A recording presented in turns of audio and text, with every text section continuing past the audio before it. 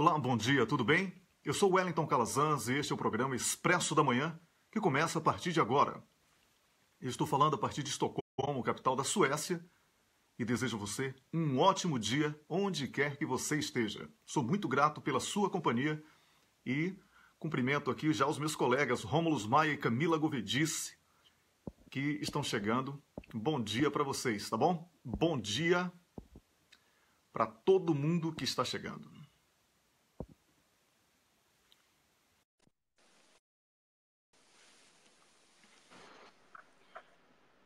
Olá, Rômulo. Oh, esqueci de ligar minha luz, cara. Olha que absurdo. Pois é, Só me dei rapaz. conta agora. Pronto, resolvido. Bom dia para você, Wellington. Bom dia para você que está nos ouvindo nessa terça-feira. Tá chuvoso aqui em Berna e pelo que você me falou antes da gente entrar no ar, aí também, Estocolmo também, né, Wellington? Chovendo muito aqui, chovendo muito. Olha os óculos aqui. Chovendo muito aqui em Estocolmo.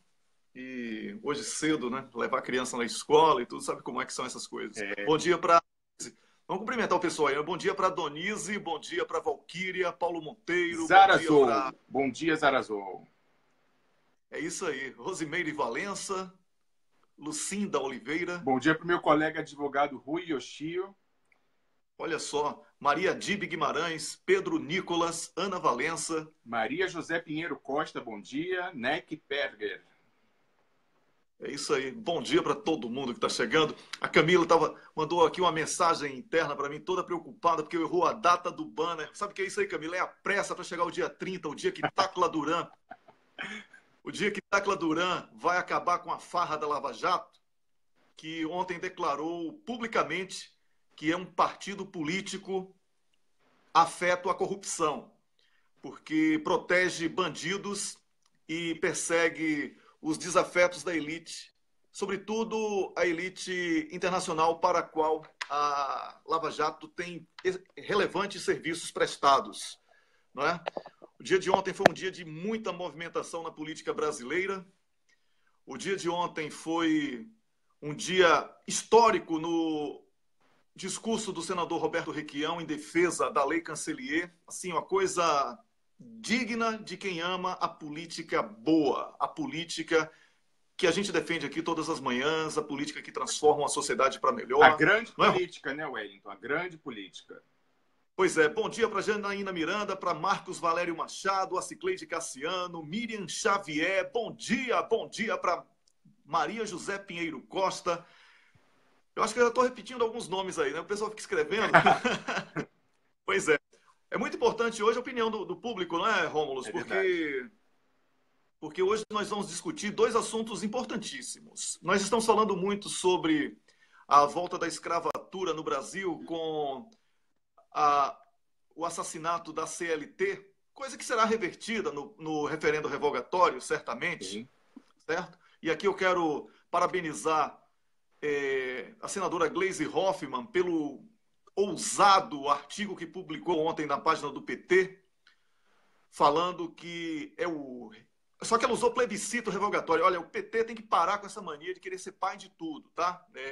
Referendo revogatório foi uma expressão criada, já colou, já pegou entre as pessoas.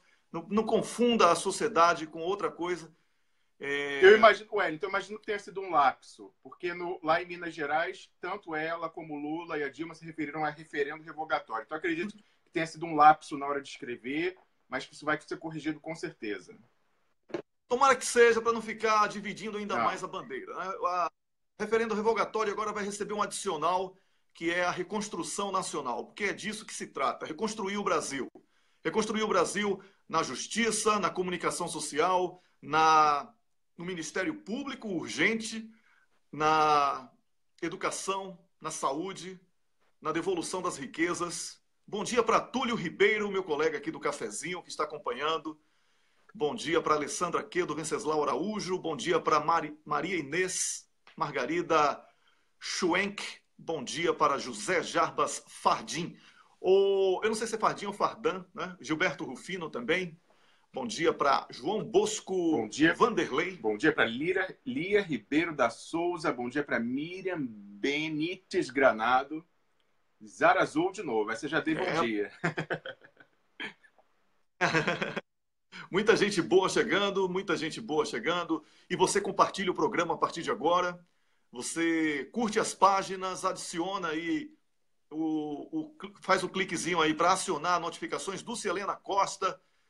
Bom dia, Dulce Helena. Bom dia para Pescador de Mentes. Okay?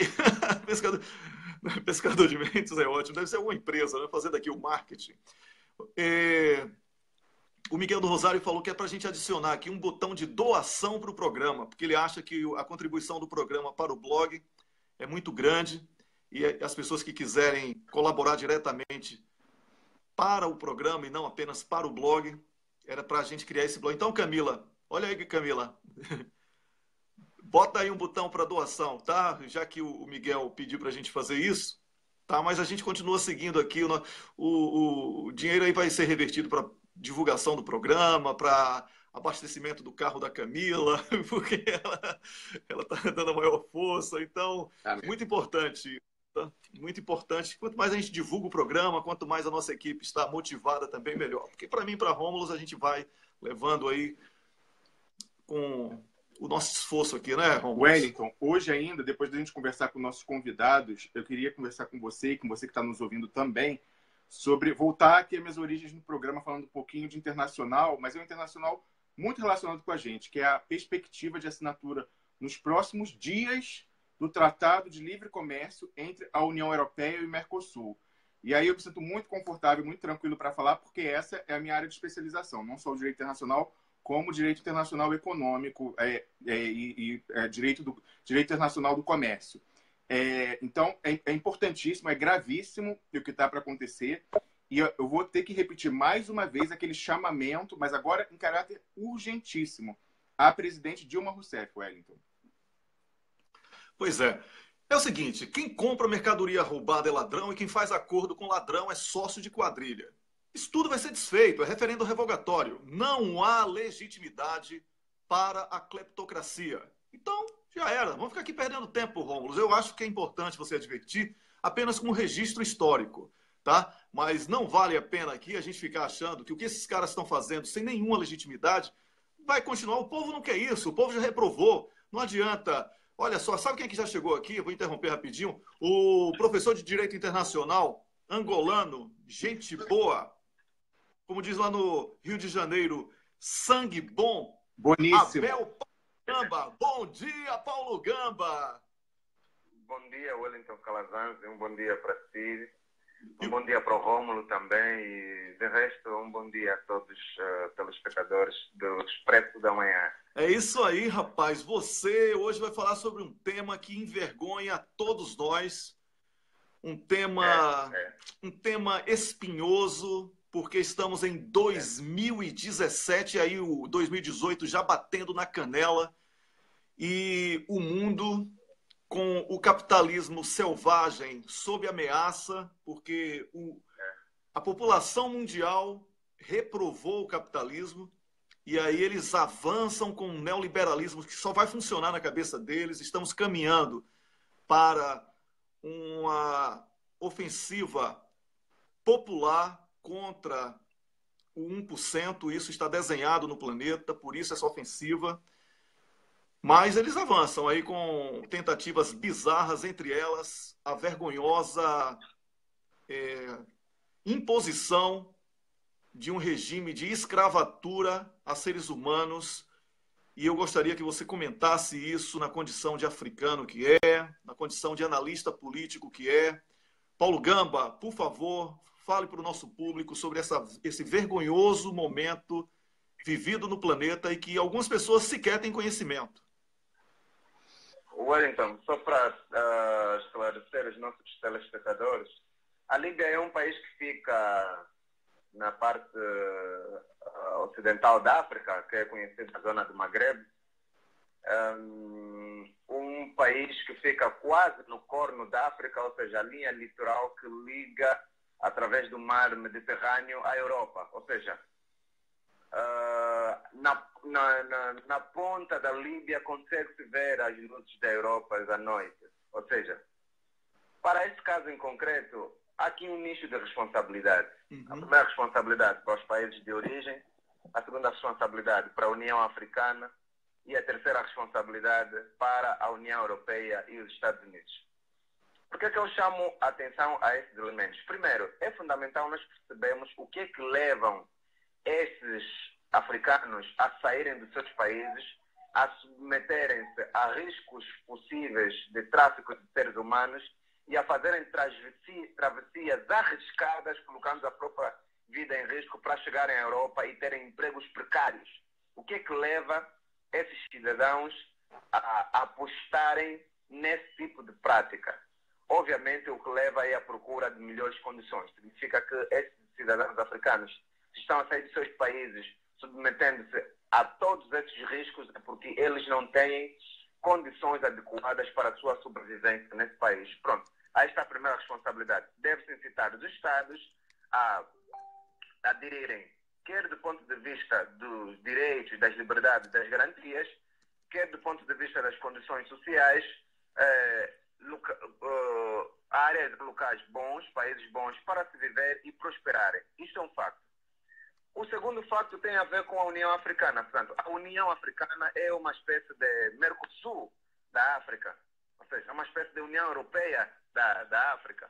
Portanto, onde estão congregados um conjunto de países, e ele tem uma posição supranacional que tem papel fiscalizador dos atos de violação dos direitos humanos e a própria congregação dos próprios Estados africanos. E a União Africana também está inerte em relação a esse aspecto. Portanto, não consegue pressionar os países de onde esses cidadãos são oriundos, né? Refiro-me aqui maioritariamente o Tchad, o Ghana, a Nigéria, o Congo Democrático, a Guiné-Bissau, enfim, Burundi, há muitos países, a Serra Leoa, há muitos países em África.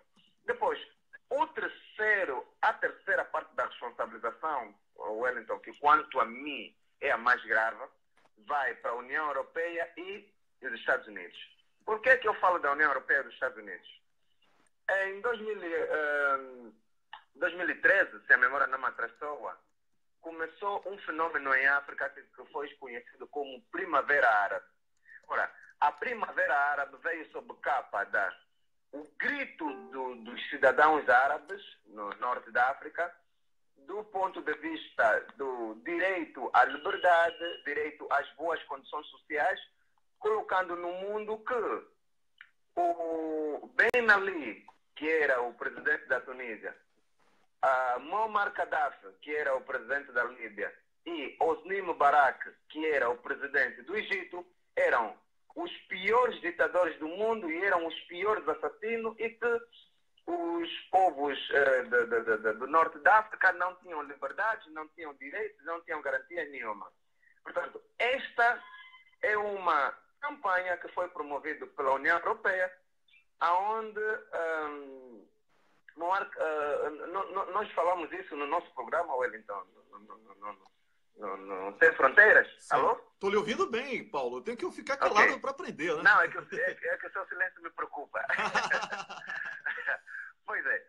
Então, nós tínhamos analisado isso e houve um serviço de inteligência interna e externa, onde a população de Benghazi, onde estavam os elementos que odiavam Muammar Gaddafi, num prazo de uma semana já tinham a bandeira da Nova Líbia, tinham bonés, painéis publicitários e armamento. Ou seja, por via da França, que é membro do Conselho de Segurança das Nações Unidas, conseguiu persuadir a União Europeia para a criação de uma zona de exclusão aérea que visava, teoricamente, aniquilar todos os meios aéreos que Muammar Gaddafi preparasse para atacar Benghazi, porque onde estavam lá os terroristas, segundo a sua interpretação, e depois, mais tarde, veio a se confirmar. E, infelizmente, não houve uma zona de exclusão aérea criada. Houve, sim, uma força de interposição e meio terrestre. Portanto, conseguiram destruir a Líbia. Só para ter uma ideia, a Líbia era o país com o índice de desenvolvimento humano mais alto da África, superior a muitos países, inclusive da Europa do Leste, superior a muitos países da Ásia, superior a muitos países da América do Sul. Portanto, nós estávamos a falar de um país normal. Estávamos a falar de um país que é rico em petróleo e que Muammar Gaddafi conseguia dar o mínimo suficiente para o seu povo. Mas, por causa da vingança de um ataque de Lockerbie, que tinha sido dada a responsabilidade a Muammar Gaddafi, os europeus vingaram-se de Gaddafi e hoje a Líbia tornou-se dos 5 piores sítios para se viver. Pois é. Isso que está acontecendo na Líbia hoje, Wellington, Sim. não acontecia na época de Gaddafi. Não havia migração na época de Gaddafi. A própria Europa batia palmas em relação a Gaddafi, porque Gaddafi, juntamente com Hosni Mubarak e Ben Ali, conseguiam colocar uma zona tampão, inclusive os terroristas do Al-Shabaab, que sequestram os navios naquele canal de Suez, portanto, da mercadoria de navio que sai da Europa para abastecer a África, passavam na maior liberdade. Agora, a pergunta que se coloca é: quem é, de facto, o verdadeiro ditador?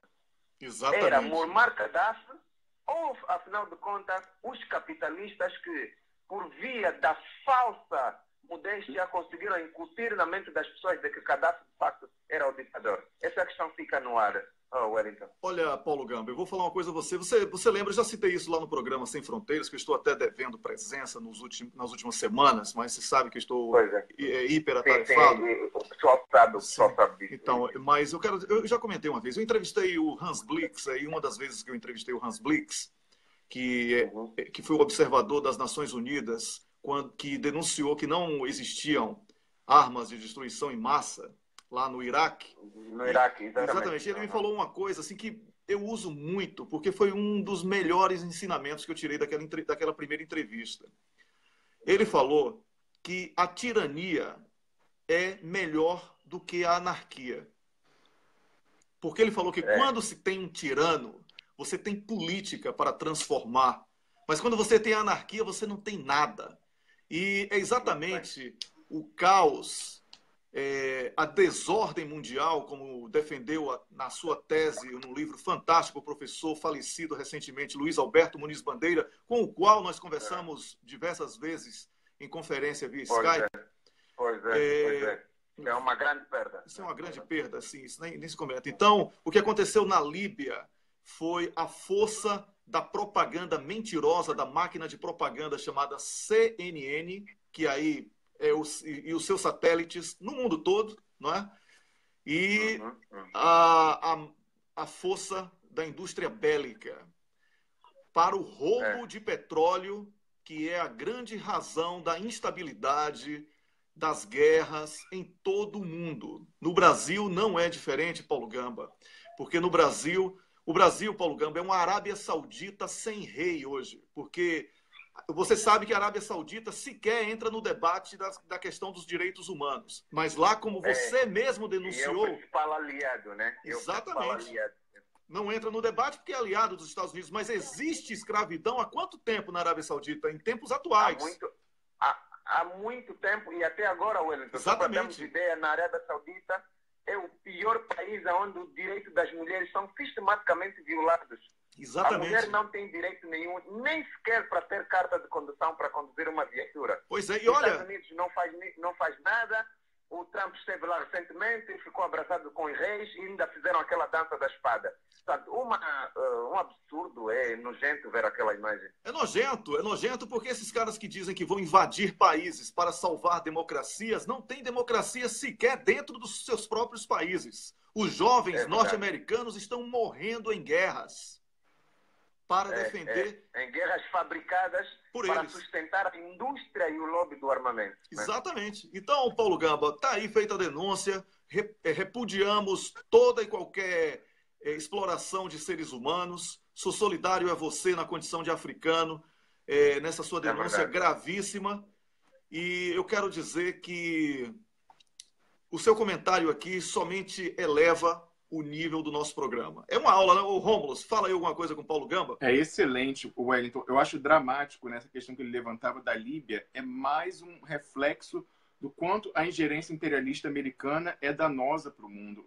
Como falou, a Líbia era um dos países com o maior IDH da África, ou se não o maior, né? E hoje em dia é o caos total e a gente vê cenas como essa barbárie desse leilão de escravos em pleno século XXI. Isso causou... É interessante notar também a hipocrisia do sistema internacional, porque isso já era denunciado há muito tempo e só agora entrou na pauta porque as imagens foram finalmente publicadas na imprensa estrangeira. Mas isso já se sabe há muito tempo. E a Líbia, há todos esses anos, desde a queda de Gaddafi, é controlada por milícias que guerreiam entre si e por máfias que fazem um tráfico de pessoas para a Europa, em que todo esse caos que nós vemos aí dos barcos que afundam na Europa, todos estão saindo dali. E as autoridades europeias sabem disso e isso que é um escândalo. Aqui foi revelado, as autoridades europeias estão em entendimentos com essas milícias locais para fazer com que elas façam uma contenção sanitária, entre aspas, e impeçam elas mesmas das pessoas de embarcarem. Então, assim, a hipocrisia, o nível de hipocrisia que nós atingimos no sistema internacional, eu acho que é inédito. Sempre há uma dose de hipocrisia, mas hoje em dia, realmente, com a gente tendo acesso a imagens, isso fica cada vez mais claro, Wellington. Pois é, eu quero mandar aqui um abraço para a senhora. Wellington, Paulo Gamba. Era só para dizer aí ao Rômulo que é um prazer ouvi-lo, Rômulo. E o Rômulo praticamente disse tudo. E eu só queria recordar aqui um aspecto, Wellington, que depois do primeiro ataque a Trípoli, né, Muammar Gaddafi deu um discurso ao povo, já em clima de guerra, onde ele dizia que eu estou a avisar que este grupo que vem de Benghazi não são apoiadores dos direitos, nem das liberdades, nem das garantias. É um grupo terrorista muito mais evoluída na versão Al-Qaeda. E foi a partir daí, Wellington, que começa o Estado Islâmico. Exatamente. Ou seja, o Estado Islâmico, sob patrocínio do Ocidente e sob inspiração na Al-Qaeda, acabou por dilacerar e hoje profetizam-se todas as palavras de Muammar Gaddafi. E o que me deixa mais triste, Wellington, o que me deixa mais triste Sim. é a cobardia do mundo em relação a tudo isso que se passa. Sim, repita, por favor, Paulo, porque cortou. O que lhe deixa mais triste? O que me deixa mais triste é a cobardia do mundo diante desse cenário triste. Uma altura em que a abolição do tráfico de escravos foi assinada por todo mundo aceitou, e hoje olham-se isso como se fosse, portanto, a passagem do vento, como se fosse algo normal. Isso é o que me deixa triste. Isto é o que me deixa triste. Pois é, olha, deixa a todos nós, né? A responsabilidade direta é dos Estados Unidos e da União Europeia. A União Europeia reclama do fluxo de imigrantes que é contínuo e vem dali, mas a União Europeia foi a responsável. Ela fez aquele regime colapsar, instalou a anarquia próximas às suas fronteiras marítimas, e ela tem que ser parte da solução. Tem uma obrigação moral, se não legal, eu diria até no plano internacional, mas é evidente como as grandes potências controlam o sistema internacional. Um caso desse nunca seria levado à Corte Internacional da Haia para haver responsabilização internacional desses países. Mas, de qualquer forma, é claro isso, que a responsabilidade objetiva e mais comprovada é dos países que instalaram caos na Líbia. Pois é, olha, Paulo Gamba, eu quero mandar antes aqui um abraço para Tássia Camargo, que é nossa colega. Um grande beijo, Tássia, que está em Lisboa. E também para a senhora Zélia Govedice. Essa sim manda no programa, viu, Rômulo? Zélia Govedice, que é a mãe da Camila. Então, se ela barrar a Camila, acaba o programa. Um beijo à mãe da Camila e outro beijo para a Camila também. É isso aí. Paulo Gamba, na próxima semana eu quero que você volte para a gente falar sobre tráfico de seres humanos, tá bom? Porque somente da Síria são mais de 10 mil crianças desaparecidas aqui na Europa e que ninguém comenta por aqui. Não é? Tá bem, ninguém comenta por aqui. São 10 mil pessoas e o tráfico de órgãos está diretamente relacionado a isso, que é hoje mais perigoso do que o tráfico de cocaína e de ópio. Você sabe disso, né? E nós que temos tanto conhecimento sobre tráfico de drogas, porque pesquisamos demais sobre isso e sabemos quem é quem, né? Nesse mapa canalha que existe no planeta. Muito bom, Wellington. Um grande abraço para você. Felicidades para você, Paulo. Obrigado. Um abraço e boa terça-feira. Um grande abraço para você. Eu conversei aqui com o professor de Direito Internacional, o angolano Abel Paulo Gamba, que vem aqui toda terça-feira emprestar um pouco da sua sabedoria e transformar a nossa manhã numa manhã ainda mais rica, uma manhã realmente produtiva, porque a gente sai daqui com força para o debate, não é, Rômulo? Com certeza, Wellington. É isso aí. Sabe quem é que está chegando aqui agora para o nosso programa? Eu sei, mas eu vou perguntar. Quem?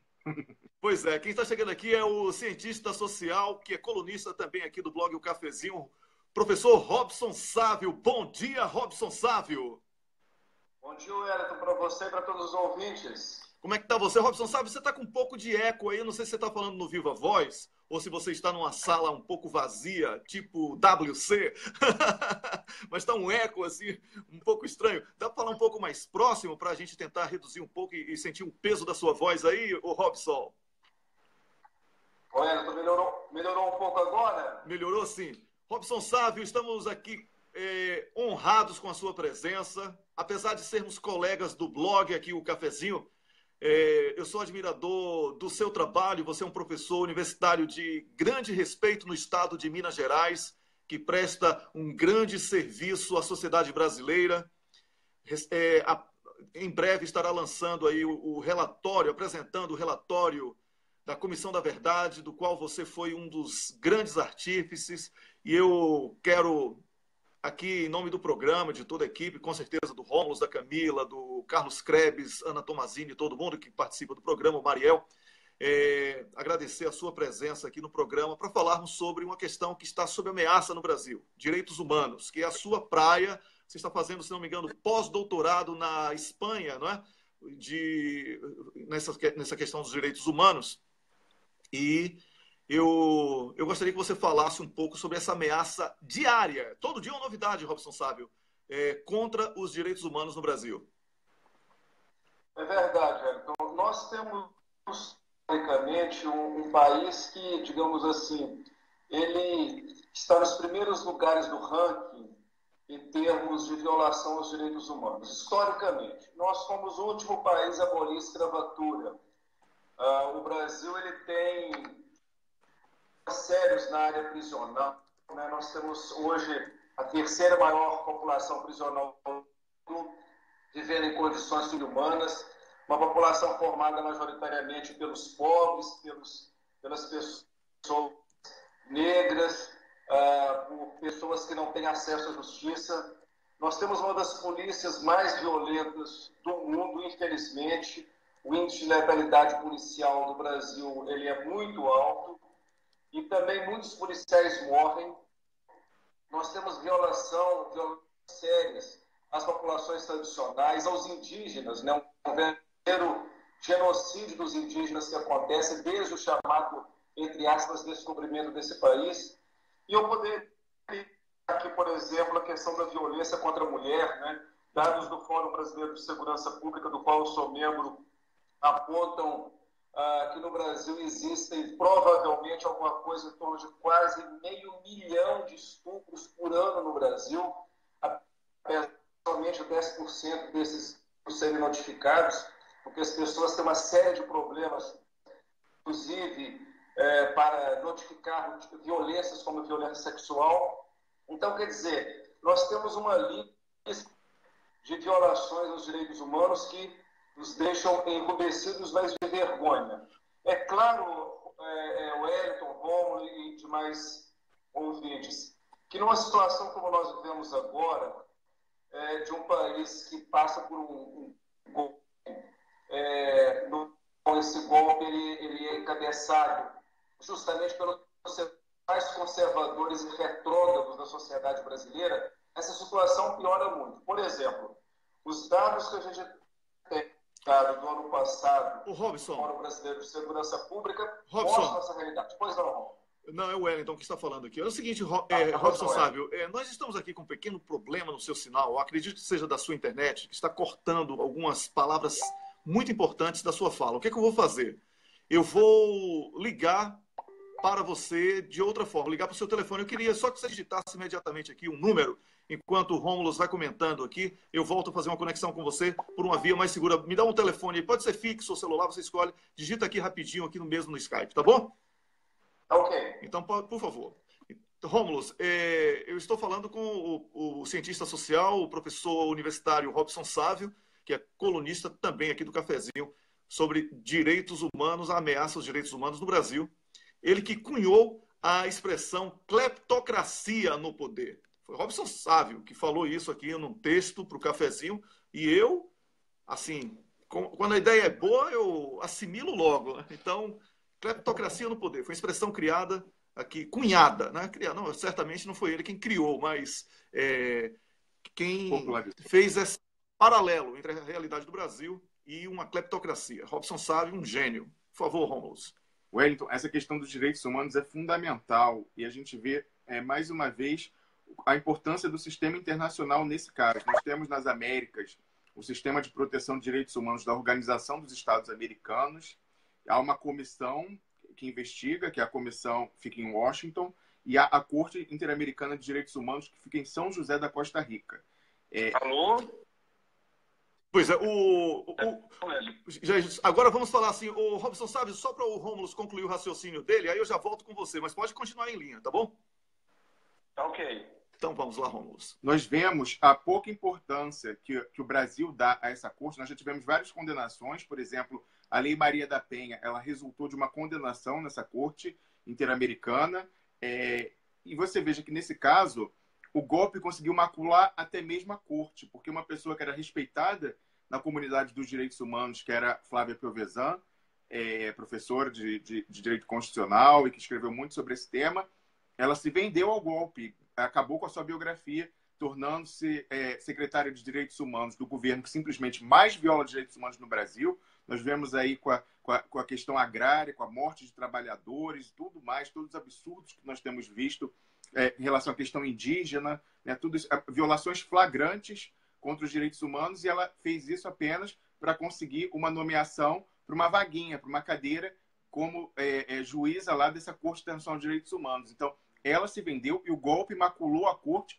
transformando isso numa moeda de barganha em política interna para fazer uma lavagem de imagem. Então, é vergonhoso. Esse golpe consegue desmoralizar até mesmo os direitos humanos, Wellington. Pois é, quem se vende acaba sempre recebendo muito mais do que vale. Robson Savio, você entrar exatamente aí, quando se tem um golpe, quando as instituições estão contaminadas por células podres, a luta em defesa dos direitos humanos é ainda mais árdua, não é isso, Robson? Não, sem dúvida nenhuma, Wellington. Como eu estava dizendo para você, é claro que numa situação como nós vivemos hoje, todo aquele diagnóstico que eu fiz anteriormente sobre as violações históricas dos direitos humanos no país tendem a aumentar e piorar muito. Então, por exemplo, nós divulgamos o Fórum Brasileiro de Segurança Pública indicadores de homicídios no Brasil. Ano passado, 2016, bateu todos os recordes. E quando nós falamos em recordes, nós falamos no número de mais de 60 mil pessoas que são mortas por ano nesse país, e a maioria nós sabemos quem são. São justamente daquele grupo dos mais vulneráveis socialmente. É claro que, além desse indicador, nós temos uma série de outras violações, porque nós temos que entender os direitos humanos como todos os direitos. Então, por exemplo, aquela PEC, né, que se transformou numa emenda constitucional, que congela o orçamento público por 20 anos, aquilo daria uma clara violação aos direitos humanos. Por quê? Porque vai incidir nos direitos sociais, no direito à saúde, no direito à educação, no direito à assistência social, né, fragilizando todo um segmento da sociedade que é vulnerável, que precisa da ação do Estado e do poder público para garantir o mínimo de dignidade para suas vidas. Nós temos um país ainda, né, nós já comentamos isso no seu programa, que 6 brasileiros têm a mesma renda que 100 milhões de brasileiros. Isso é um verdadeiro escárnio, né? Então, por exemplo, aquela PEC, aquela emenda constitucional que virou, na verdade, uma parte da Constituição que congela gastos, por exemplo, né, dando um exemplo claro, é uma grande violação dos direitos humanos desse governo. Pois é, ô Robson, nessa conta aí de que 6 brasileiros têm mais dinheiro do que 100 milhões de brasileiros, existe aí uma grande distorção, que o quadro, segundo um amigo meu, é mais grave ainda. Porque você observa que na lista dos 6 apresentados não constam os 3 mais ricos, que são os irmãos Marinho. Ou seja, se você colocar os verdadeiros mais ricos, bastam 3 ou 4 para que ultrapassem mais de 100 milhões. Então, é uma diferença absurda, a desigualdade está escancarada, o Brasil vive uma luta de classes sem precedentes na história do mundo, tá? E o ataque neoliberal, que muita gente está se orgulhando Brasil afora, né? No exterior, muita gente, o Brasil está sob um fortíssimo ataque neoliberal, como o Chile sofreu no período de Pinochet e tal, como se isso fosse uma coisa fantástica. O Brasil não é laboratório de canalhas. É por isso, Robson, que nós defendemos aqui o referendo revogatório, porque a eleição de 2018, que precisamos discutir a segurança das urnas, porque o mundo está denunciando a possibilidade de fraude no Brasil nas urnas eletrônicas. Não sou eu que estou dizendo, vários especialistas em diferentes países estão denunciando isso. É preciso que todos os partidos estejam atentos a isso para que não sejamos surpreendidos com aqueles votos de, não é, primeiro turno para esse e para aquele. Agora, eu gostaria de dizer, Robson, que essa questão dos direitos humanos está ligada diretamente a essa quadrilha que foi formada entre comunicação social, que tem concessão pública, mas trabalha para outros países e para o mercado financeiro, um Ministério Público que não tem compromisso com o Brasil, nós temos Forças Armadas sem nenhum senso de patriotismo, nós temos um Poder Judiciário contaminado e chefiado pelas piores espécies que existem, porque as boas espécies dentro do Judiciário não estão conseguindo agir, uma Polícia Federal com um complexo de CSI Miami. Nós temos aí uma série de problemas que contribuem diretamente para esse declínio dos direitos humanos no Brasil, não é? Então, eu queria que você agora entrasse diretamente numa questão específica, que é o seu trabalho. Claro, você não vai antecipar nada do relatório, tem data para ser divulgado, você sabe que as portas do blog estão abertas para divulgação, mas eu gostaria que você falasse um pouco, Robson, sobre o seu trabalho e com a sua equipe aí em Minas Gerais, na Comissão da Verdade. Data de lançamento, de divulgação, se pode antecipar alguma coisa que já foi dita na imprensa, tudo bem. Eu não estou aqui querendo que você se sacrifique em nome da sua equipe para poder me dar furo com notícia exclusiva. Não, isso eu respeito muito a sua necessidade de manter a expectativa até o lançamento do relatório final. Não, Hélio, tranquilo. Eu só quero fazer um comentário muito rápido no que você disse anteriormente, porque tem dois atores nesse quadro de violação aos direitos humanos no Brasil que merecem destaque. Você citou rapidamente. Primeiro ator é a questão da mídia. Nós temos a mídia como uma das formas mais contundentes de propagação e de exaltação da violência, dessa violência seletiva. Então, eu queria destacar isso, que nós não podemos tirar a mídia, essa mídia hegemônica, empresarial, né, que trabalha, inclusive, contra a ideia de direitos humanos, como um dos elementos, um dos vetores propagadores de violação aos direitos humanos, no Brasil e em várias partes do mundo. E a questão do judiciário, um judiciário altamente seletivo, no caso do Brasil, que dificulta o acesso à justiça e a prática da justiça. Só queria fazer os dois registros, porque às vezes nós trabalhamos na perspectiva de violação dos direitos humanos só centralizado, por exemplo, no Executivo, que é fundamental, e esquecemos esses atores. Mas falando um pouco rapidamente aqui sobre o relatório da Comissão da Verdade de Minas, eu posso, é claro, a gente pode conversar sem problema nenhum com você, com seus ouvintes, é o maior prazer. Nós temos um grupo, uma equipe de mais de 100 pessoas trabalhando ao longo dos últimos 4 anos, e eu poderia dizer que o fruto, né, desse trabalho vai ser um relatório que nós iremos lançar agora no próximo dia 13 de dezembro, aqui em Belo Horizonte. Um relatório que tem 1.600 páginas, que é fruto de 12 equipes diferentes de trabalho, e nós teremos muitas novidades, sim, para apresentar à sociedade mineira e à sociedade brasileira. Por exemplo, há uma espécie de um certo consenso de que a ditadura militar, eu diria até civil-militar no Brasil, ela sempre perseguiu muito, né, os trabalhadores urbanos, os estudantes, alguns segmentos intelectuais.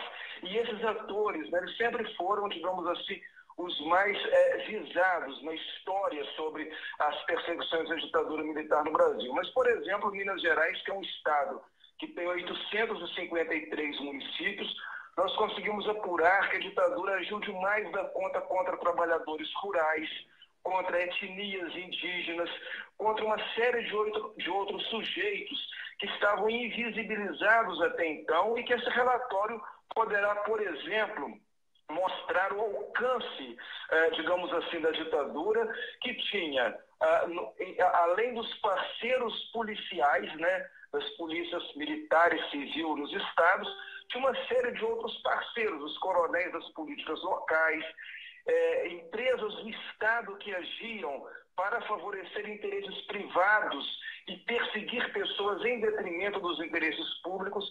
Então, eu acho que esse tipo de relatório ele desvela um pouco esse quadro muito mais amplo de perseguição e de violência da ditadura no Brasil. É isso aí, ô Robson Sávio.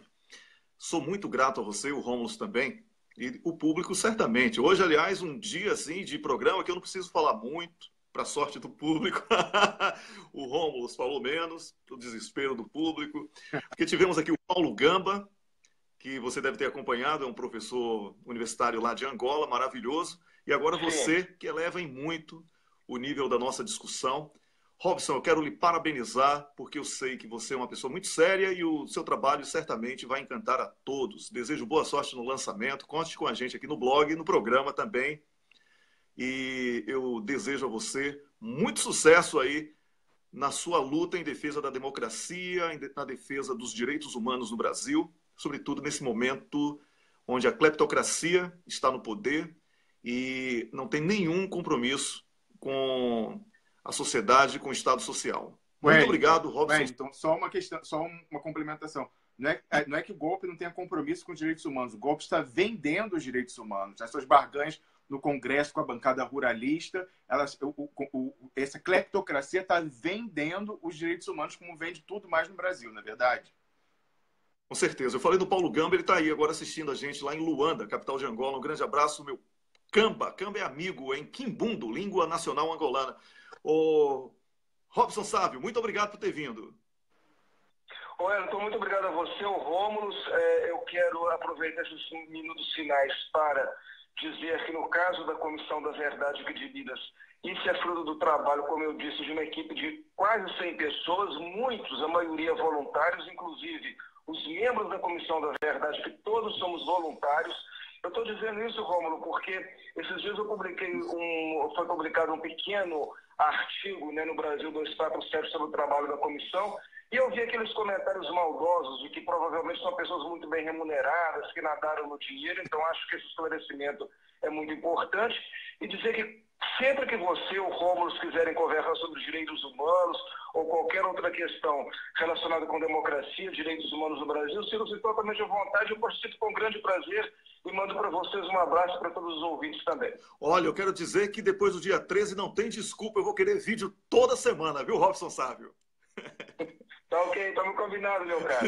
Um grande abraço para você. Felicidades. Obrigado, um abraço para vocês também. Ok, obrigado. Eu conversei aqui com o professor universitário, cientista social, Robson Sávio, que é um dos líderes, vamos chamar assim, um dos organizadores da equipe aí que vai lançar dia 13 de dezembro o relatório da Comissão da Verdade no estado de Minas Gerais. Ele que é nosso colega aqui no blog O Cafezinho, uma pessoa que cunhou aqui nessa luta nossa a expressão cleptocracia no poder. Olha, assim, uma definição, assim, ninguém resumiu tão bem, assim, cleptocracia no poder é fantástico, né? Wellington, só para concluir esse tema, eu queria lembrar o seguinte, a investigação, né, detalhada que vai ser lançada nessa Comissão da Verdade com relação à ditadura civil-militar que governou o Brasil de 64 a 85, ela diz respeito a um golpe, né, um governo ilegítimo, e hoje nós vivemos sob outro golpe, e onde há, mais uma vez, violações terríveis aos direitos humanos. Eu mencionei aqui especificamente o caso dos indígenas, o caso dos trabalhadores rurais, mas há muitos outros casos.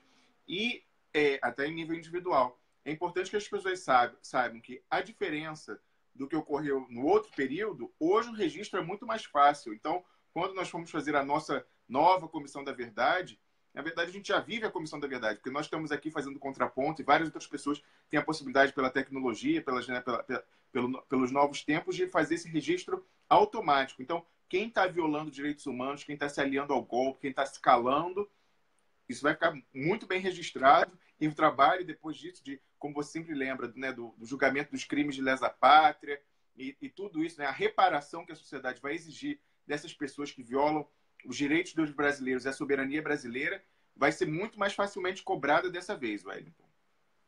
Com certeza, porque existem alguns imbecis, né, que falam coisas como o Robson Sávio aí pediu para que a gente alertasse. Na verdade, ele fez o alerta, mas a gente vai ficar repetindo isso. Que não acreditam que existem voluntários, que existam voluntários. E aí, voluntário, voluntário e voluntário. Exatamente. O voluntário, ele tem compromisso, sabe com o quê? Com a ética. O voluntário tem compromisso com o bem comum. E o que incomoda muita gente... Aí, olha, eu já sofri aqui ataques de diversas formas, e você também, né, Rômulo? Certamente.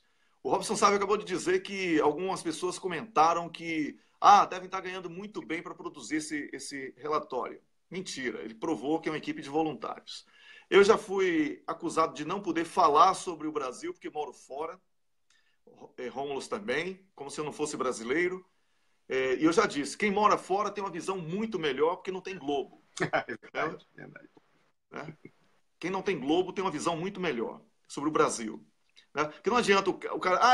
você fala isso, eu estou no Brasil. Aí você vai olhar o cara que escreveu isso, ele está numa cidadezinha do interior do estado dele. Quando ele acha que ir para a capital é viajar, olha só.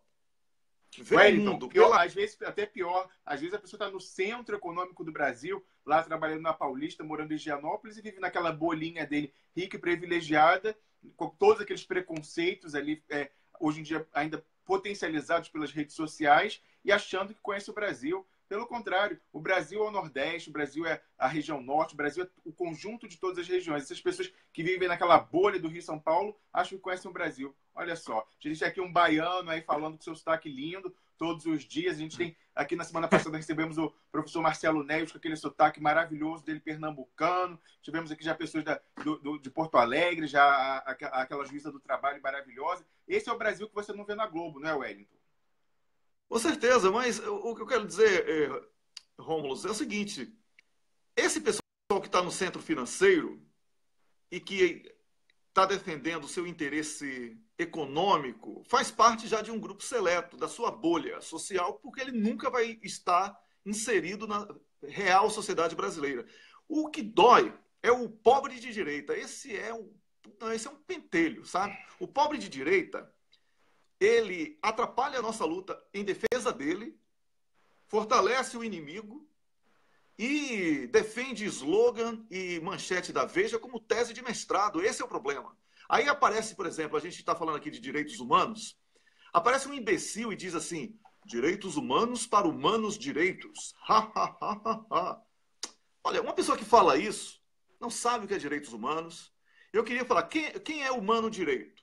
É o dono do Itaú, que recebeu um perdão de 25 bilhões, enquanto os brasileiros estão indo para o desemprego, para a fome, para a miséria? É quem concedeu esse desconto de 25 bilhões, essa grana que o Itaú não precisou pagar? Quem é o humano direito? É quem vende arma e provoca guerras? Ou quem usa uma arma para poder comer uma galinha, para não matar a sua família de fome? Quem é o humano direito? Já que você está falando que direitos humanos é para humanos direitos, né? Então, faça uma reflexão antes de sair promovendo aquela diarreia bucal, como eu citei ontem, sobre o energúmeno que está aí na política, o Bolsonaro 1918. Porque, Rômulus, direitos humanos é o seu direito de ser respeitado, mas é o seu dever de respeitar o outro, porque isso é o que difere um ser racional de um ser irracional. É a capacidade de construir um convívio harmônico em sociedade. Um não precisa ser predador do outro, não é? Mas não é isso que estamos vendo com os absurdos praticados diariamente pelo 1% que tenta desesperadamente o acúmulo de todas as riquezas e promovendo aí o que eu chamo de Holocausto dos Pobres, sobre tudo que está acontecendo no Brasil. Rômulo, agora vamos falar aqui... Wellington, só para do... concluir, você sabe que eu sou um grande fã das metáforas que o presidente Lula usa para transmitir a sua mensagem às parcelas maiores da nossa população. E você falava aí do pobre de direita. Eu gosto muito de um meme que rola na internet que batizou o pobre de direita como alguém que é vítima da síndrome de Dona Florinda. E aí é a descrição, né? Tem a foto da Dona Florinda, você pode botar síndrome de Dona Florinda aí no Google, vocês vão achar. E aí é uma foto dela, né, com uma cara de boba, triste, mas é falando, ó, mora num cortiço, acha que pertence à elite, é contra programas sociais e vota em políticos de direita conservadores. Então, assim, é o pobre de direita, se você quer pensar em alguém, é a Dona Florinda, aquela pessoa que está ali no meio, mas se acha melhor do que os seus vizinhos, né, alguma coisa. E vê nisso, vê nessa perpetuação dos valores de direita e do desprezo, como se fosse o seu passaporte para pertencer à classe superior, à classe média, achando que é melhor, se ela falar mal dos iguais, ela está repetindo o discurso que ela ouve da elite e das classes médias, que ela se diferencia. Então, a gente vê muitas pessoas, inclusive da classe C, que ascenderam no governo Lula, né, começaram a consumir, saíram das classes D e E, elas convivendo nesse ambiente de trabalho, os novos empregos que elas conquistaram, elas viam como parte da ascensão social passar a reproduzir o discurso dos seus colegas de trabalho da classe média tradicional, como se isso fosse, né, o passaporte, a prova de que ela finalmente tinha saído e deixado aqueles seus antigos semelhantes para trás. Então, isso é um erro, a gente tem que lutar, né, para a politização dessas pessoas e para que elas se conscientizem de que elas fazem parte da classe trabalhadora. Não tem classe média no Brasil, não teve nova classe média. Na verdade, o que houve, eu vi a professora Marilena Chauí falando isso uma vez, é corretíssimo. O que houve foi uma grande expansão da classe trabalhadora. Não é? Classe média são o quê? Classicamente, profissionais liberais, médicos, né, advogados, engenheiros. E não foi isso. Aquela que chamou de uma estratégia de marketing de nova classe média, porque era, né, para valorizar a inserção dessas pessoas na economia. Na realidade, era uma expansão da classe trabalhadora, não é, Wellington? Com certeza. Agora vamos mudar o assunto, Romulo. Vamos falar aqui sobre a Lava Jato, essa porcaria que ainda recebe mídia no Brasil, que deveria acabar por ser uma organização criminosa que vende favores a delatores e protege ladrões. A Lava Jato, que é sócia de Cunha e que tem medo de Cunha, porque muitos dos seus quadros têm rabo preso e por isso Cláudia Cruz não é punida por usar dinheiro roubado fora do Brasil e por isso Cláudia Cruz está solta e Cunha também não está preso. A Lava Jato, que é uma operação que tem um juiz eco de merda chamado Sérgio Moro, que presta serviços aos Estados Unidos da América e ao capital financeiro e que tem um passado muito sujo. Lava Jato, que tem um delegado, tem um procurador que pensa ter o WhatsApp de Cristo, mas Cristo já abandonou o WhatsApp, está usando o Sinon comigo e com o Rômulo aqui, só conversa agora com a gente, tá? E que fez um PowerPoint e é a única prova que foi aceita pelo juiz canalha Sérgio Moro como prova contra Lula. Wellington, essa Lava Jato que Wellington, agora... por acaso você está se referindo ao Dedê, o famoso Dedê lá dos... Pois é, Dedê.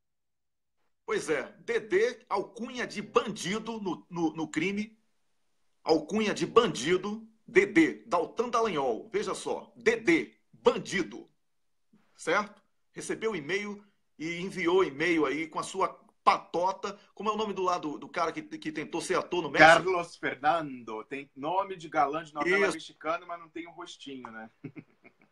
Exatamente, Carlos Fernando, né? Seus e-mails, o Tacla Duran, daqui a 2 dias,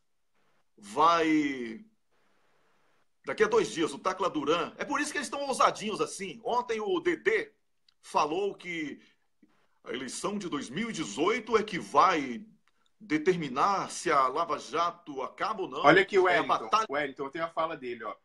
Daltan Dallagnol, abre aspas. Dizemos que 2018 é a batalha final da Lava Jato. Não que ela tenha data para acabar. Ele quer ficar na mamata para sempre, ganhando as diárias, né? Claro. Não que ela tenha data para acabar, mas que ela depende do resultado das eleições para continuar. É importante que sejam eleitos candidatos com passado limpo, identificados com a agenda anticorrupção.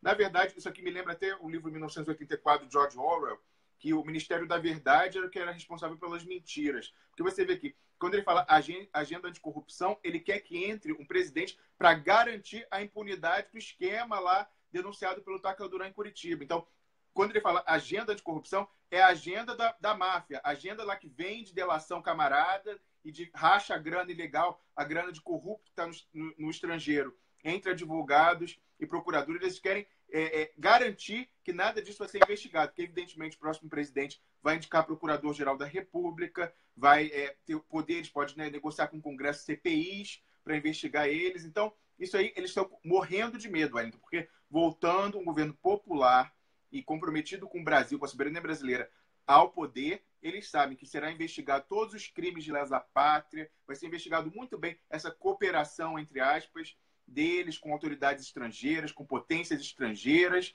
deles e de membros do judiciário, não é, Wellington? Pois é, então é o seguinte, eu não sou advogado, mas você é advogado, eu, fazendo uma análise do discurso de um membro da quadrilha Lava Jato, o DD, de que 2018 vai ser a oportunidade para saber que se os políticos eleitos darão ou não continuidade ao combate à corrupção, que só na cabeça dele o povo está acreditando, porque se 97% da sociedade brasileira reprovam essa cleptocracia que está no poder, e essa cleptocracia envolve Lava Jato, Globo, STF, com tudo, é a suruba do Jucá. O povo sabe disso. Então, só se for fraude na urna eletrônica. Só se for com fraude na urna eletrônica. Mas como ele falou em eleição 2018, eu não sou advogado, mas aí os advogados, os partidos interessados precisam decretar que foi dada a largada para a corrida eleitoral. A campanha eleitoral já começou. Com isso, Lula não pode ser punido. Wellington, não adianta. Eles violam flagrantemente até leis que impedem membros do Ministério Público de fazer pronunciamentos políticos. Porque você falava muito bem que eles estão nervosinhos com a ida virtual, né, por teleconferência, do Tacla Duran à CPI. Nesse pronunciamento dele, eles falam especificamente de candidatos a deputados e senadores. Eles querem botar a faca no pescoço dos membros da CPI para que eles se calem e não inquiram, não façam perguntas que comprometam a máfia lá de Curitiba com relação a essa compra de delações. Então, eles, mais uma vez, a gente já teve aquela vez o Carlos Fernando no Facebook ameaçando o deputado Paulo Pimenta, e aqui eles assinam uma nota conjunta dirigindo a todo o Congresso, mas é evidente que isso se dirige aos deputados e senadores membros da Comissão Parlamentar Mista de Inquérito, Wellington.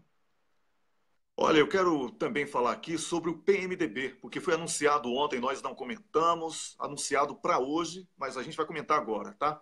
O PMDB é o fiel da balança política do Brasil, não é a Lava Jato, é o PMDB.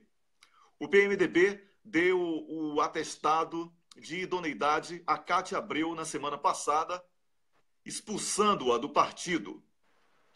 O PMDB agora vai partir, certamente, para cima do Roberto Requião e para outros políticos do partido que condenam os atos de Temer, Jucá, Cunha. Olha aí, vai começar a lista de presos agora. Quer dizer, de presos não, de condenados, né? Porque Cunha não está preso.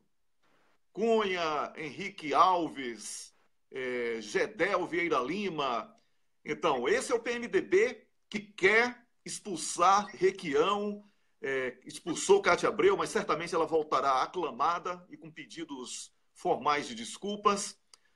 Então, a minha sugestão para o PMDB, porque ainda não houve, não aconteceu a reforma política, precisamos do PMDB. Eu vejo o Renan Calheiros como um fortíssimo aliado nessa luta. Agora, ele reconhece o erro de ter apoiado e ter acreditado que esse golpe poderia surtir algum efeito, algum equilíbrio, porque a elite estava muito assanhadinha e ele acreditava que com a elite assanhada ninguém poderia governar, e ele estava certo nessa avaliação, tá? A despeito de não concordar com 1000 coisas do Renan Calheiros, eu digo muito bem, estamos numa guerra e o inimigo do nosso inimigo é nosso aliado. Wellington, não houve... Só uma complementação nesse ponto que você fala. Eu acredito que o que motivou Renan Calheiros, que é uma pessoa preocupada com o Estado, sempre revelou, já foi presidente do Senado várias vezes, naquele momento ele via como um preço caro a pagar, mas por uma pacificação, porque ele via que o golpismo da direita não ia ceder. Então ele falou, vamos dar os anéis, o Estado de Direito, a democracia, mas para tentar salvar o dedo e tentar retomar a economia brasileira para o bem-estar da população. É evidente que a gente se insurgiu, a gente foi sempre contrário ao golpe, mas eu tento entender o que se passou na cabeça desses políticos mais pragmáticos.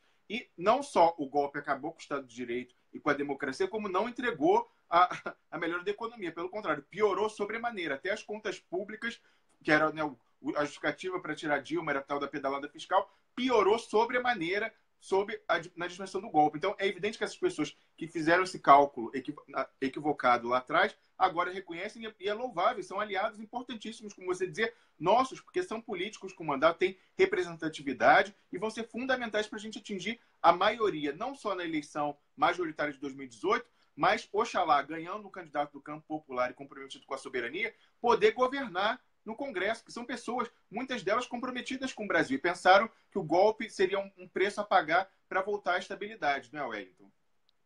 Pois é, então é importantíssimo que você, que é quadro do PMDB do Nordeste e sabe que se não apoiar Lula, e muito mais importante hoje do que apoiar apenas Lula, apoiar as bandeiras do referendo revogatório para a reconstrução nacional, você não vai ter chance no Nordeste.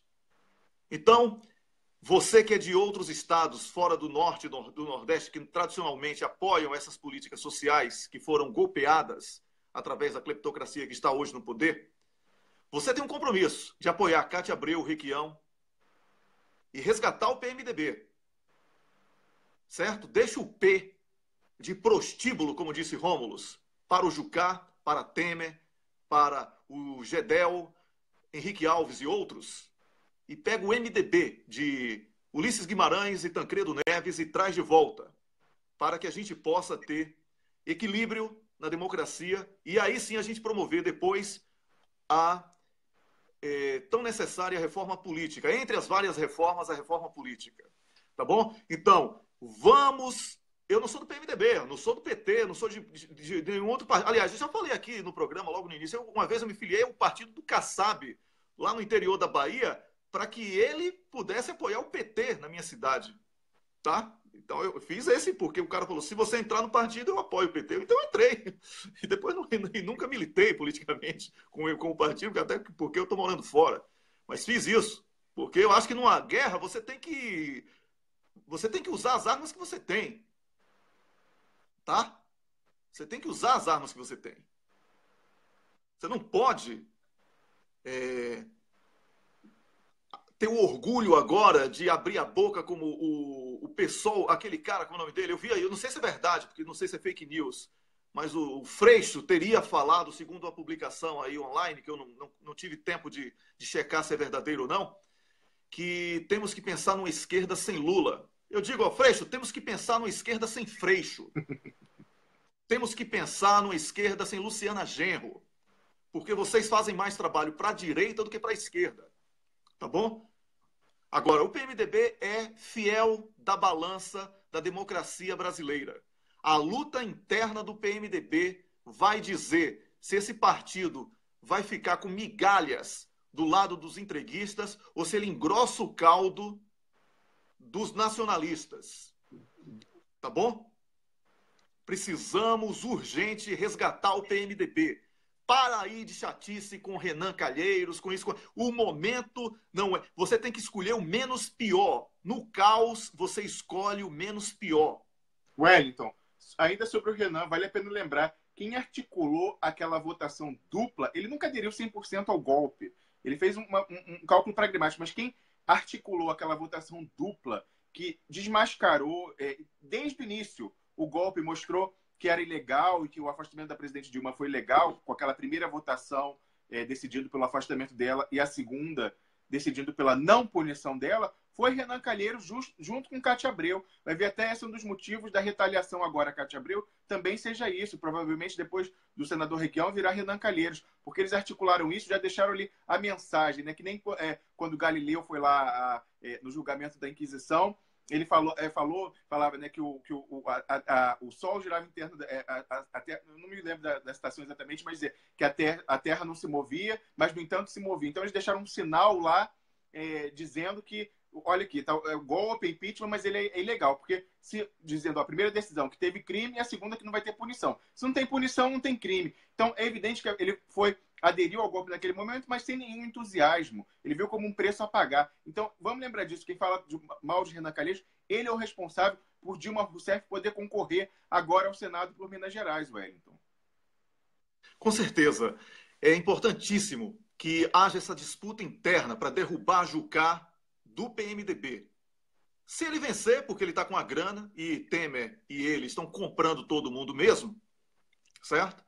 Aí uma debandada para outro partido, racha o PMDB, enfraquece, joga na vala que vai ser sepultado o PSDB, que é a vala do entreguismo, e reforça uma nova legenda, que pode ser o PDT, se Ciro tiver juízo e desistir dessa candidatura que não vai para lugar nenhum, não é? E aí botamos aí um novo vice dentro do PDT, ou outro partido que queira ser o porto seguro de quem apoiou o golpe e se arrependeu, ou de quem está sendo perseguido por outras legendas para que continue dando apoio à cleptocracia. Política se faz com... Esses políticos são muito pragmáticos. Eles sabem que, chegando mais na frente, a gente vendo aí a inevitabilidade da eleição de Lula, todos os institutos dão que ele venceria no primeiro turno, se as eleições fossem hoje, é como você falou, vai começar uma debandada. E a reforma eleitoral permitiu que as pessoas mudem de legenda até seis meses antes da eleição. Então, até o início do ano que vem, as pessoas vão mudar, eles vão ver os ventos e, em podendo, eles vão mudar, vão sair. Então, é importante que os partidos estejam abertos e o PMDB abra o olho, porque vai haver uma debandada maciça. Como você disse, lá no Nordeste, ninguém vai se eleger quem estiver contra Lula, mas não é só no Nordeste, em Minas Gerais, no Norte, em muitos outros lugares. Então, como você falou, a gente vai ver aí um terremoto na política se o PMDB continuar capturado pelos Jucás, Eliseu Padilha, Temer, Gedel, esse pessoal Cunha. Ele realmente vai sangrar, e essas pessoas, começando pelos ilustres nomes de Cátia Abreu, Requião, a gente vai ver aí realmente uma debandada para as pessoas pragmáticas que querem não só o comprometimento com o Brasil, com os brasileiros, mas também querem continuar com o seu futuro político, né, Wellington? Com certeza. E eu vou dizer aqui uma coisa muito séria. Porque eu estou vendo aqui no Brasil 247 que, para julgar Lula antes das eleições, segunda instância acelera processos. Primeiro que as eleições já começaram porque o DD, que é o alcunha no crime de venda de delações do Daltan Dallagnol, já decretou que a eleição começou ontem, né? Já que ele tem poderes sobrenaturais, ele já decretou. Então, uma coisa, a eleição já... Lula vai concorrer. Mas vamos aí, na pior das hipóteses, se Lula não concorrer, existem dois caminhos aí. Revolta popular, porque Lula seria eleito hoje no primeiro turno, isso quer dizer que a maioria da população brasileira apoia Lula e não iria aceitar esse golpe dentro do golpe, tá? E a outra coisa, se Lula ficar impedido e pedir paz, nós temos aí a possibilidade do Roberto Requião ir para o PT e ser o candidato do PT.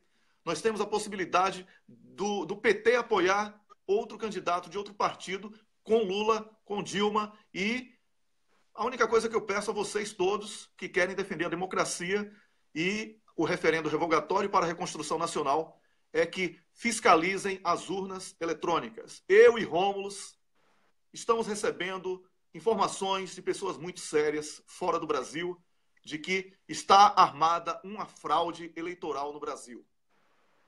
Está armada uma fraude eleitoral no Brasil. Não pode o TSE, com Gilmar Mendes e Fux, promover, executar e fiscalizar a urna eletrônica. Isso é suicídio político. Não acredite nesse conto de fadas de que São Paulo gosta do PSDB e que vota no PSDB. Isso é produto de fraude. Isso é produto de fraude. Tá? Temos informações e por isso falamos sem medo. Livros serão lançados com 53 possibilidades de fraude, inclusive com ligações telefônicas para candidatos que não tinham chance, recebendo um cala-boca. Olha, você não vai ser eleito, vamos tirar aqui 700 votos seus para transferir para fulano ser eleito. Tudo isso vai ser denunciado em um livro, tá? E com provas. Tá bom? Wellington, só lembrando, não é teoria da conspiração. Uma das pessoas que nós temos conversado é um professor da UNB, respeitadíssimo no meio, que vai escrever um livro, publicar um livro sobre isso. Nós teremos ele aqui no programa, não é, Wellington? Com certeza. Então, fraude eleitoral é a preocupação que eu tenho daqui de fora. Porque que esses caras que estão no poder vão levar uma cacetada nas urnas, isso tá na cara. Até porque o povo vai adorar receber dinheiro roubado deles, porque isso é devolução, né? Eles roubaram do povo, vão querer comprar voto.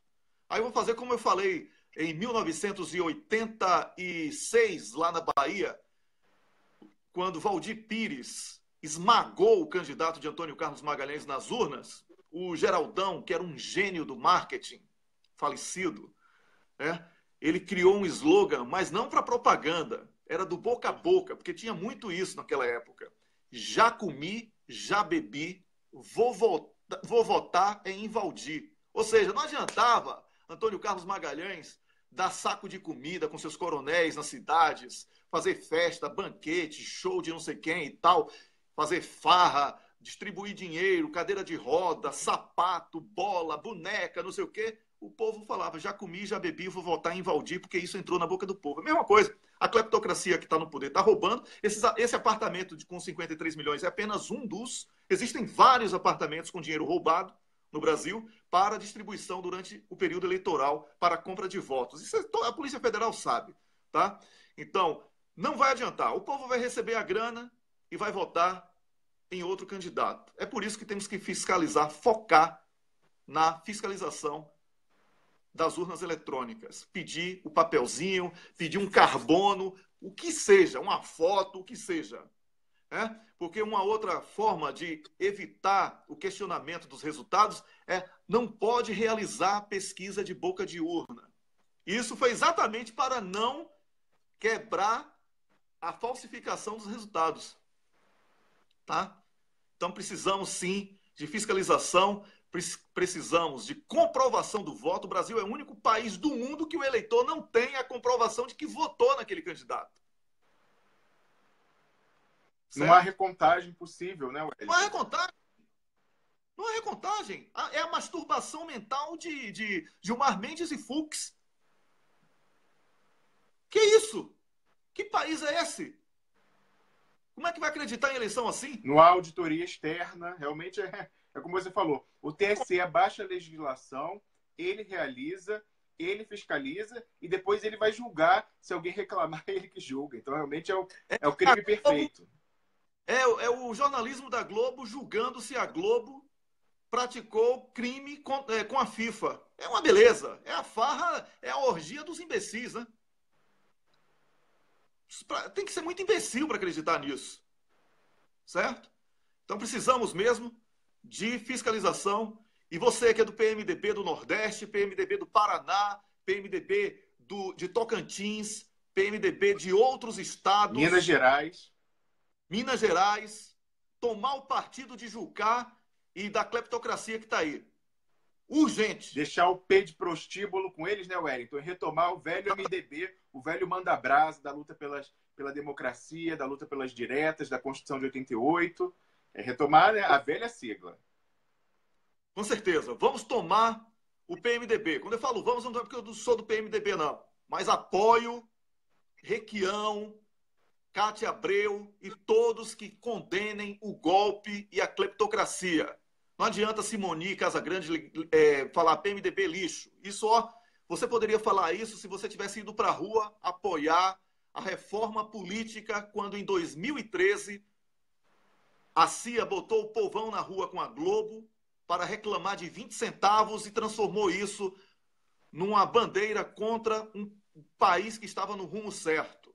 Tá bom? Sem reforma política não dá para você achar que você não tem culpa do que está acontecendo. Não tem. Você tem culpa do que está acontecendo. Quem não apoiou a reforma política tem culpa. Por isso, precisamos do PMDB, sim. Principalmente, Wellington, contra o inimigo maior, que são essas pessoas concursadas que não têm legitimidade do voto e querem tutelar a política. Eles são aliados táticos nossos na luta para preservar a política e, através dela, a soberania popular, o poder do seu voto contra pessoas que não são eleitas, são vitalícias, vão ficar lá até se aposentarem e representam os interesses do mercado. Não adianta votar em presidente, você pode eleger Karl Marx. Se quem mandar é o Sérgio Moro e o Dallagnol, o programa econômico vai ser o de Washington, vai ser o do neoliberalismo e do entreguismo, Wellington. Com certeza. E é por isso que eu digo aqui, olha, o PMDB é um partido muito importante, sim. Não houve reforma política. As regras em curso são essas. As regras em curso são essas. Não adianta dizer que o PMDB é golpista, nós temos que tirar o lado bom do PMDB, ou o lado bom, expulsar a cleptocracia, a parte da cleptocracia que é do PMDB, ou fuga maciça, migrar todo mundo para um outro partido, que ainda dá tempo, e declarar guerra contra o P, que vai ficar. Leva o MDB e deixa o P de prostíbulo para a suruba do Jucá.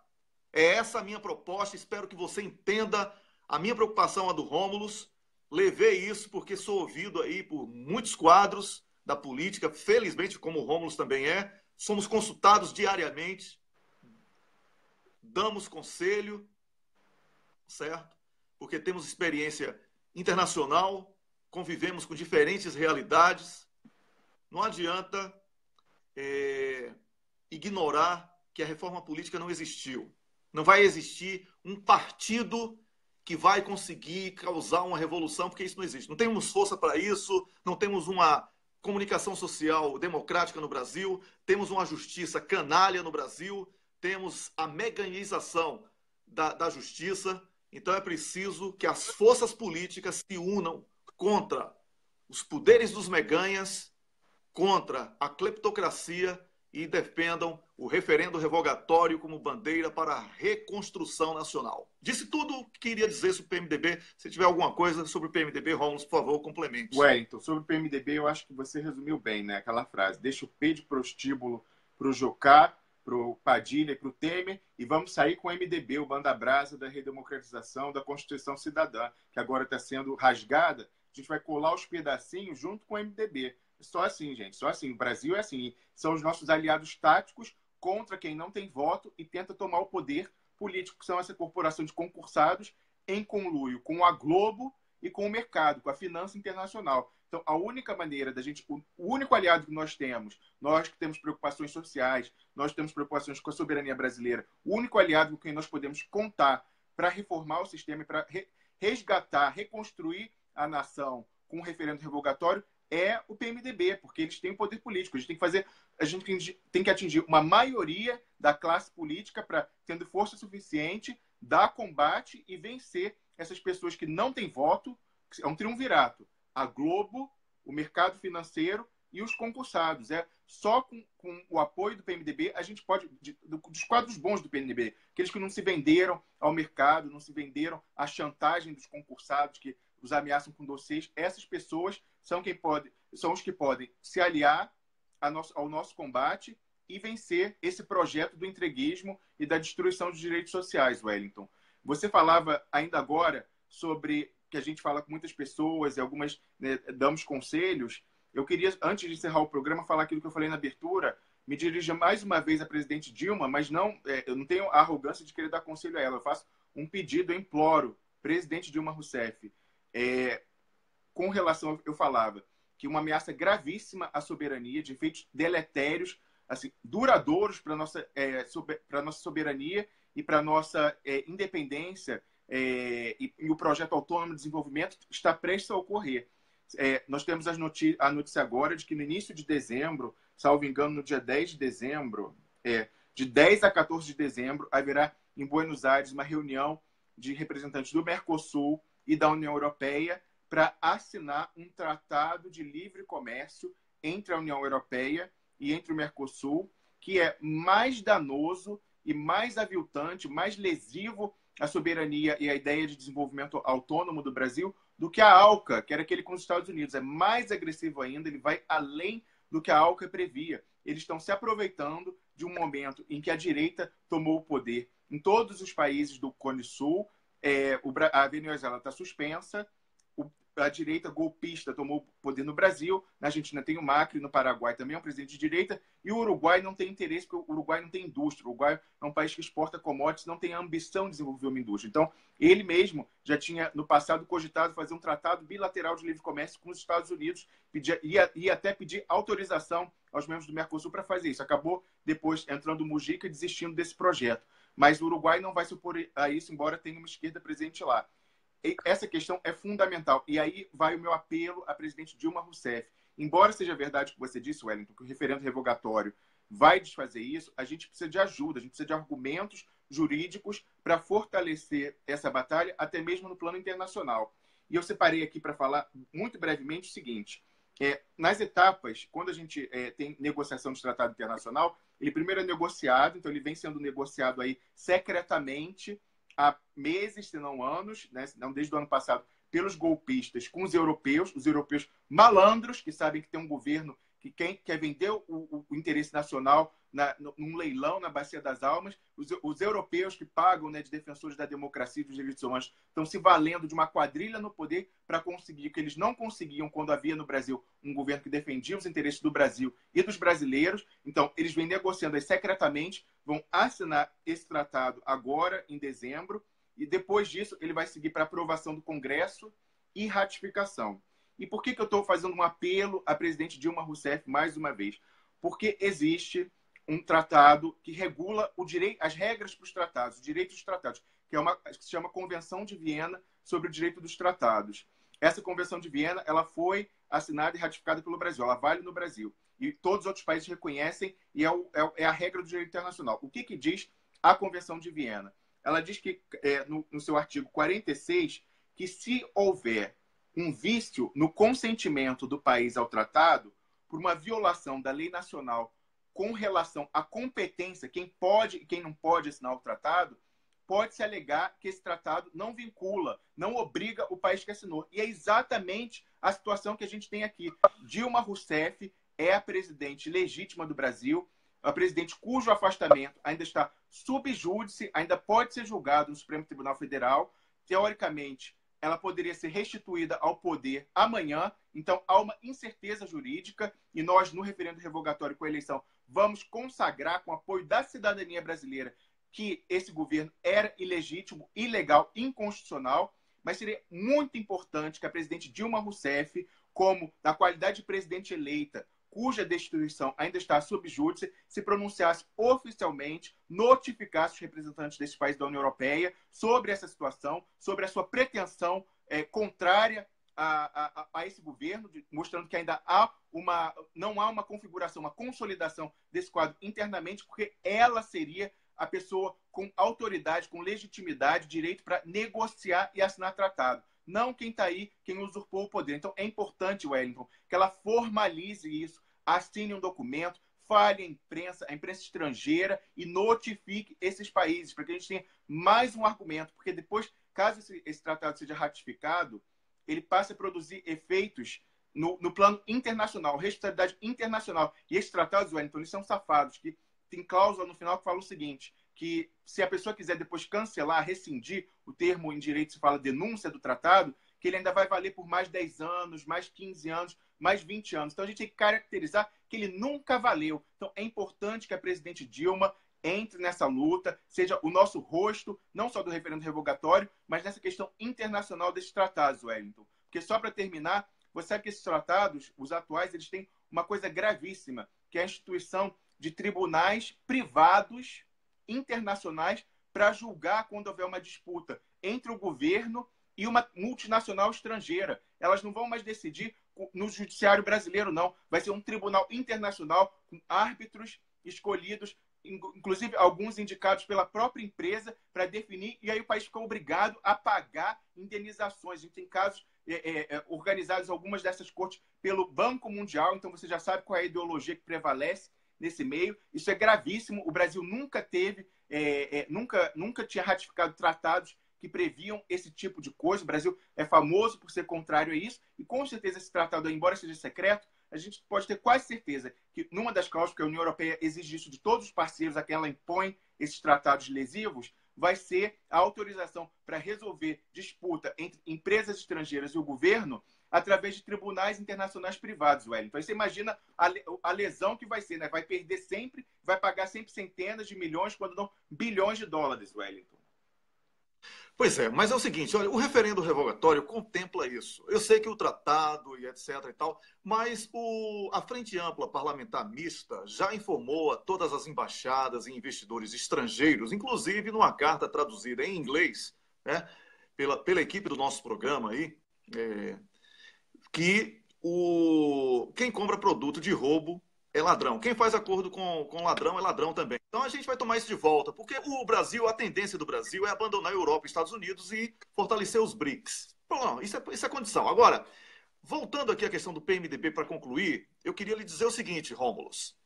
Eu queria lhe dizer que eu não estou defendendo o PMDB, não. Eu estou defendendo quadros do PMDB que são importantíssimos para que eles lutem internamente para resgatar a história do partido. Caso eles não vençam, porque Jucá está com a grana toda na mão, está comprando todo mundo, eles saiam em massa e enfraqueçam a sigla, para que outra sigla possa ser o porto seguro de quem está arrependido por ter apoiado o golpe ou perseguido por não concordar com as práticas da atual cleptocracia no poder.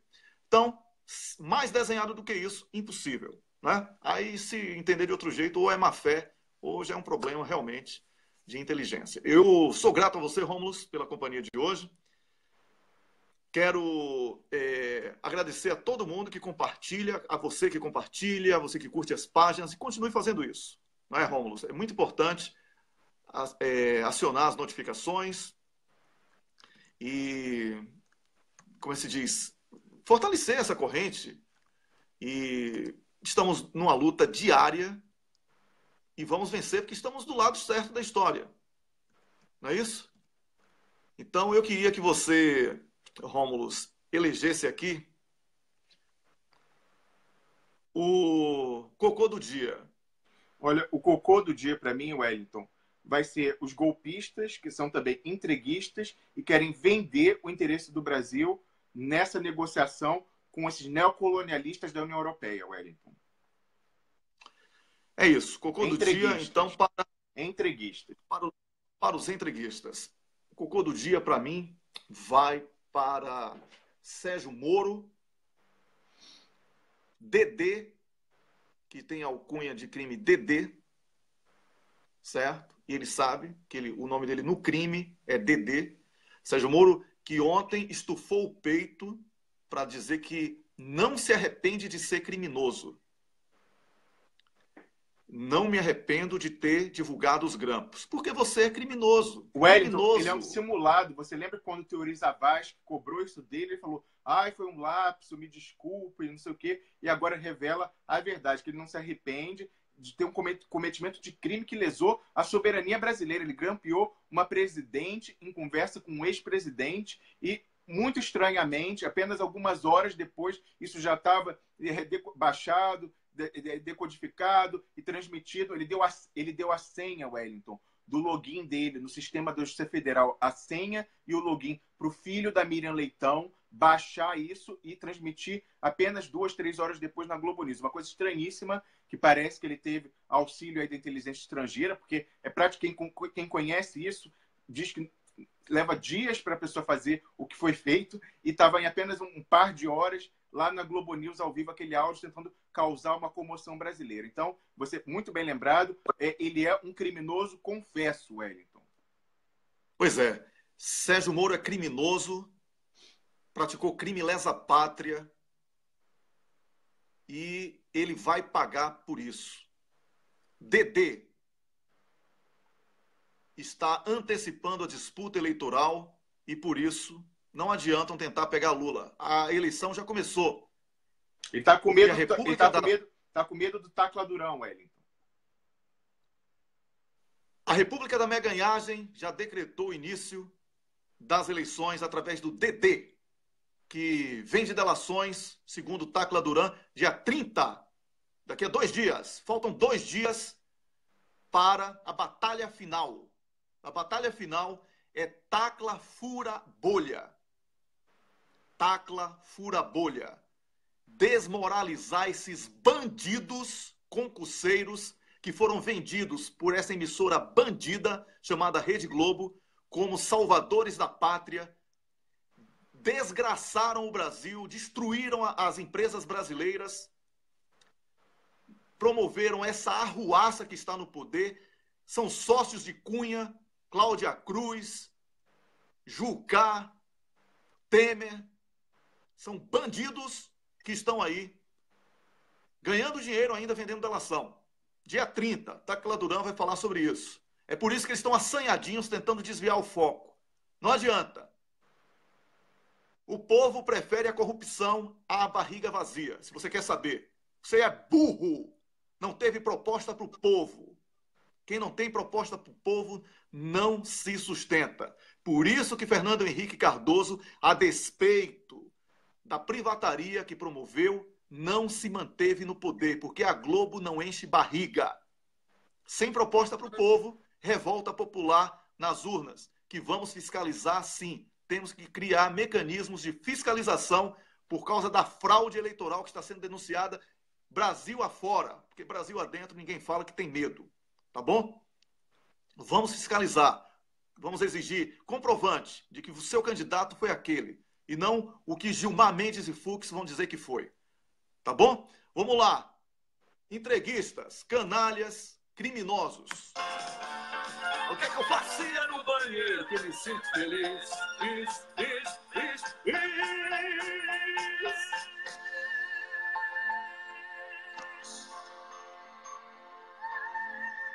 Vamos descer? Rômulo, hoje desce devagar porque tem Moro. Verdade.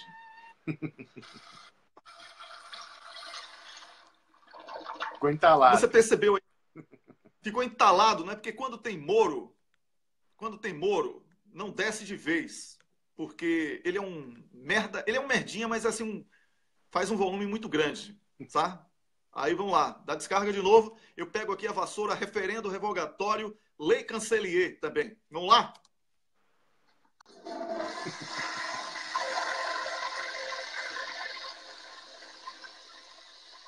Estou aqui limpando e tal. Vamos pegar aquele detergente nióbio, né? Jogar aqui para ficar limpinho, dá outra descarga. Isso. Maravilha. Que alívio, que alívio. Um alívio total. O Marcelo Montenegro, o cientista que esteve aqui com a gente na sexta-feira, está acompanhando a gente, está pedindo para a gente falar da greve geral do dia 5. Marcelo, eu vou divulgar, claro, a greve, mas eu quero dizer que a greve deveria ser uma ferramenta de divulgação maciça da bandeira do referendo revogatório e não apenas falar sobre reforma da Previdência. Porque não adianta mais agora se preocupar com reforma da Previdência, porque com a aprovação da reforma patronal, que chamam de trabalhista, ninguém vai se aposentar. Ninguém tem mais chance de se aposentar. Isso aí é bandeira falida. Eu não vou entrar, não vou mergulhar nessa. Entendeu? Tem que fazer análise da conjuntura. Reforma da Previdência, isso aí é falsa vitória para os sindicatos. Falsa vitória, isso é mentira. Ninguém vai se aposentar se não houver a revogação da lei trabalhista, que foi aprovada. Tem que haver a volta da CLT. O resto é mentira. Não vou mergulhar de cabeça nessa. Tá bom? Porque quem lê, eu tenho esse defeito, eu leio. Tá? Aí eu não caio nesses engodos. Meu defeito é ler. Recomendo mesmo, ao invés de assistir Globo, leia. É o que eu recomendo. Certo? Um abraço, Rômulo. Obrigado por hoje. Wellington, só quero deixar um recado para as pessoas. Aquela questão que eu falava ainda agora do Tratado de Livre Comércio com a União Europeia e a possibilidade de haver a instituição de tribunais privados para decidir quando houver disputa entre as empresas estrangeiras e o governo brasileiro, e não mais a justiça brasileira decidindo, ou seja, um ataque frontal à soberania definitivo. Você sabe que esse tema desses tribunais foi o objeto de uma longa reportagem, quase um documentário, da televisão francesa, numa coincidência trágica, né? Na televisão francesa há umas 2 semanas. Eu salvei esse arquivo, eu vou subir ele está em francês sem legendas. Aí eu faço um apelo a você que está nos ouvindo aí que sabe francês, que puder ajudar para a gente dividir e fazer a legendagem desse vídeo, para massificar, para as pessoas saberem o que eles estão tramando para o Brasil já agora no início de dezembro, Wellington. Então, mais tarde, eu estou subindo esse vídeo, mais tarde, e peço ajuda aí para os nossos amigos que sabem francês para legendá-lo. Ok, je ne parle pas français. Um abraço para você, Rômulo. Obrigado a você que está acompanhando o programa. Um prazer enorme estar aqui. Programa riquíssimo com Paulo Gamba e Robson Sávio. Programa riquíssimo com Rômulus. E eu aqui fazendo esse papel de moderador, né, de tantas mentes pensantes. E um público maravilhoso que participa ativamente, comentando, criticando, sugerindo. Todo mundo bem-vindo. Quando a crítica ela é respeitosa, eu respeito. Tá bom? Quando a crítica é sobre o tema que estamos abordando, eu respeito. O Rômulus também. Tássia Camargo, um grande beijo. Um abraço para você. Obrigado à equipe da gente aí, Camila, Carlos Krebs, Ana Tomazini, Mariel, que participou hoje ativamente aí, com muitos comentários. Aproveitei muita coisa que você escreveu, Mariel. Obrigado. Até amanhã, né? Amanhã, dia 29. Hoje eu quero mandar aqui um abraço para o meu irmão, Calá, né? A gente chama ele de, que abreviou o sobrenome Calazans, chama ele de Calá, né? Que mora no interior, na cidade que eu nasci, na mesma cidade lá do Jean Willis e tal, Alagoinhas, está completando mais um ano de vida hoje. Então, parabéns aí, meu irmão Calá, pelo aniversário. E muitos anos de vida, saúde e felicidade. Amanhã é o aniversário de outro irmão, né? Mas amanhã é um dia que a gente não tem muita, assim, lembrança boa nesse primeiro ano aí, porque o ano passado houve o acidente com o avião do time da Chapecoense. E nós perdemos um sobrinho naquele acidente, que o jogador Ananias, né, que é casado com minha sobrinha e que lamentavelmente faleceu. E não é um dia de festa para o meu irmão que faz aniversário amanhã. Essa data vai ficar marcada para ele muito mais por isso, tá? Mas amanhã eu falo sobre isso rapidinho aqui. Felicidades. Amanhã, 6 da manhã, estaremos de volta nessa luta aí em prol da democracia, contra o estado de exceção, contra a cleptocracia. E já vencemos. Estamos do lado certo, o outro lado está em desespero. Abração. Tchau, tchau. Até lá.